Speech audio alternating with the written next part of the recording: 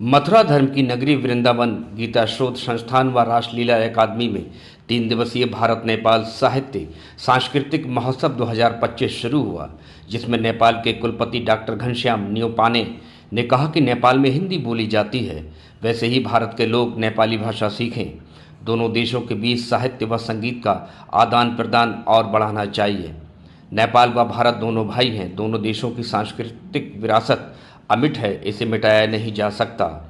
लघु कथा सत्र में 25 लघु कथाकार व साहित्यकारों की 1 दर्जन पुस्तकों का लोकार्पण हुआ। उत्तर प्रदेश ब्रज तीर्थ विकास परिषद के मुख्य कार्यपालक अधिकारी श्याम बहादुर सिंह ने कहा कि ये सौभाग्य है कि वृंदावन में महोत्सव का आयोजन हो रहा है। इस आयोजन से भारत और नेपाल के मत जो सांस्कृतिक और साहित्यिक विरासत के संबंध हैं, उनका विस्तार मिलेगा।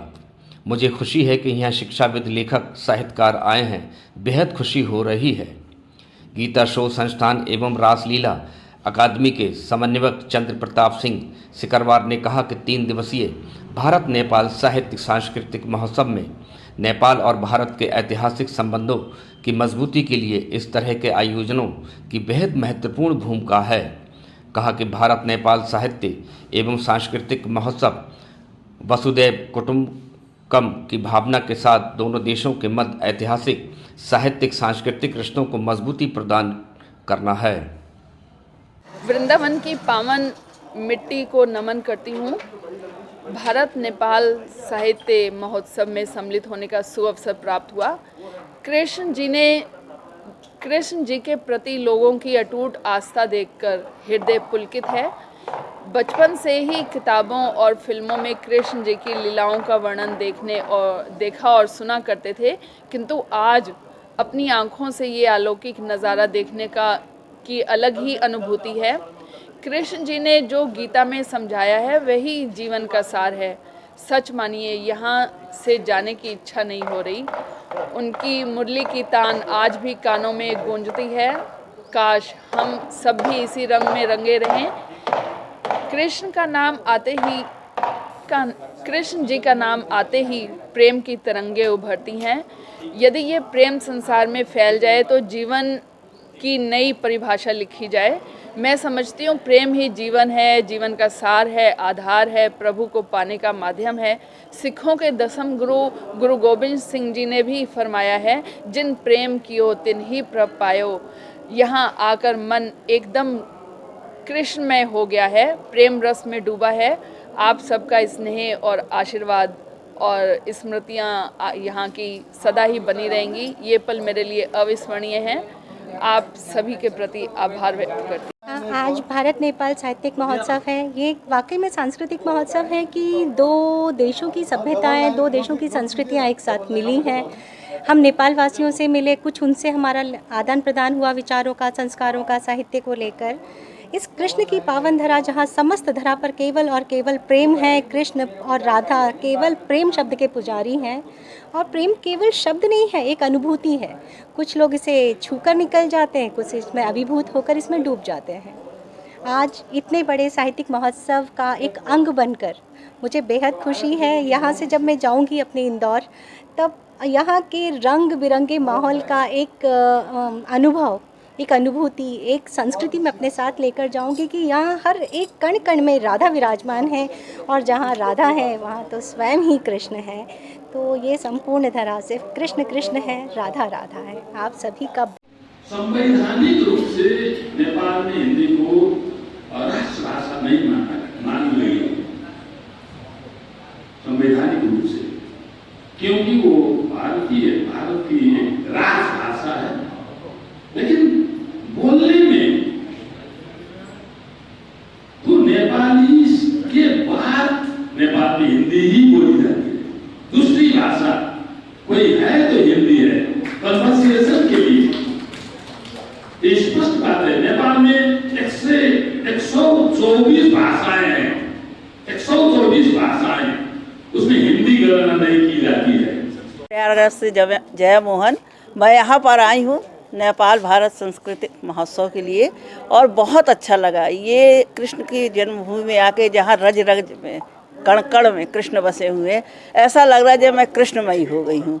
और सबसे अच्छी बात है कि यहाँ आकर हमने जाना कि भारत में भी और नेपाल में भी एक दूसरे के प्रति कितनी आत्मीयता और संवेदना है। अभी यहाँ पर एक लेक्चर दे रहे थे वहाँ के कुलपति जी, वो कह रहे थे कि जब हम हिंदी को अपना सकते, हिंदी किताबों को पढ़ सकते, तो क्यों नहीं आप लोग भी नेपाली को। और ये मुझे बड़ी अपीलिंग लगा कि हम भी क्यों ना नेपाली सीखें और क्यों ना उनकी संस्कृति को अपनाएं, उनकी किताबों को हम भी पढ़ें, उनके बारे में जानें। मैं 2 शब्द और कहना चाहती हूँ, वो ये कि मैंने 58 किताबों को लिखा हुआ है अब तक, और मुझे अंतर्राज्यीय कई पुरस्कार 250 के लगभग मिल चुके हैं।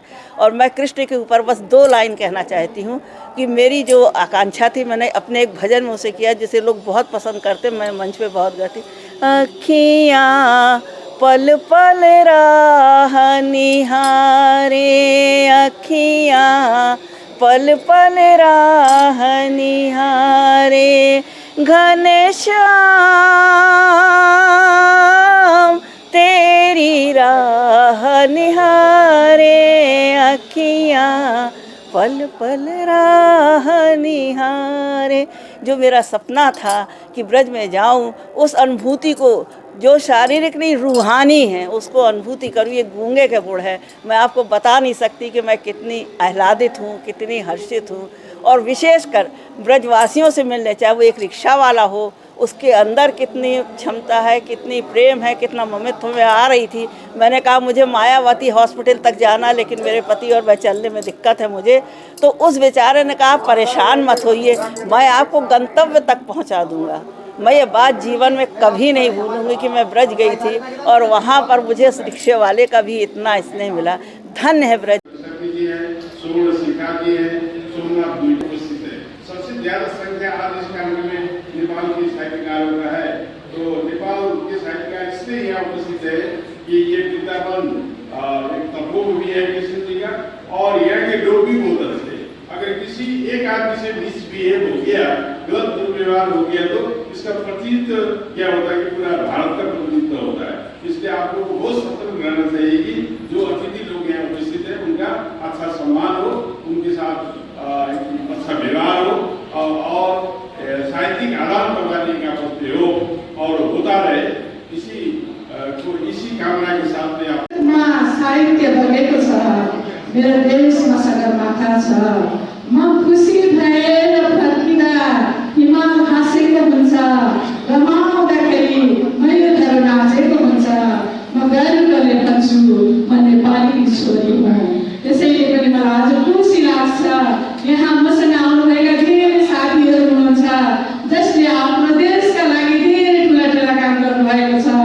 हरेक नारी देश निर्माता हो, उसले आफ्नो देशलाई, परिवारलाई, समाजलाई। सांस्कृतिक साहित्य महोत्सव 2025 का ये आयोजन चल रहा है। ये गीता शोध संस्थान एवं रासलीला अकादमी में 3 दिवसीय कार्यक्रम शुरू हुआ है आज 21, 22, 23 मार्च को।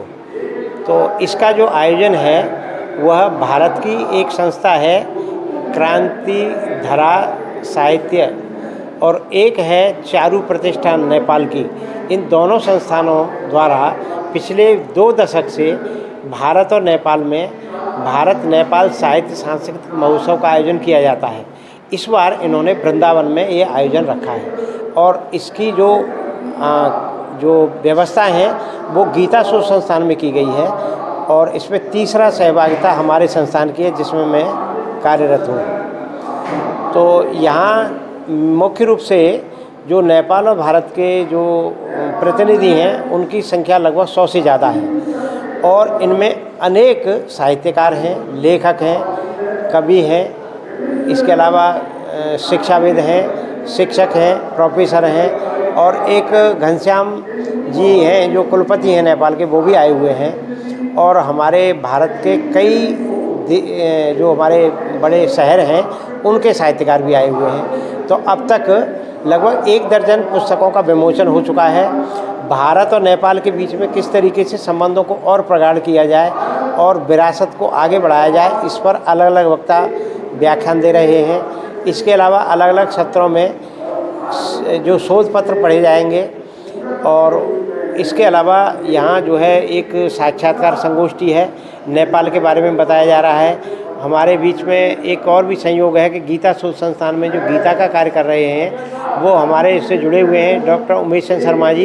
वो संयोग से नेपाल में रह चुके हैं और 6 वर्ष उन्होंने नेपाल दूतावास में कार्य किया है, वो भी उपस्थित हैं और वो वर्तमान में हमारे गीता शोध संस्थान के लिए गीता का प्रचार प्रसार कर रहे हैं। इसके अलावा और भी गणमान्य लोग आए हुए हैं, इनमें आधी से ज़्यादा महिलाएं हैं और ऐसे विद्वान लेखक हैं कि अभी मुझे बताया गया कि एक लेखिका हैं जिन्होंने 60 किताबें लिखी हैं और उनको जो है बहुत बड़े पुरस्कार मिल चुके हैं और भी बहुत सारे गणमान्य हैं। तो इस तरीके के आयोजन की शुरुआत की गई है।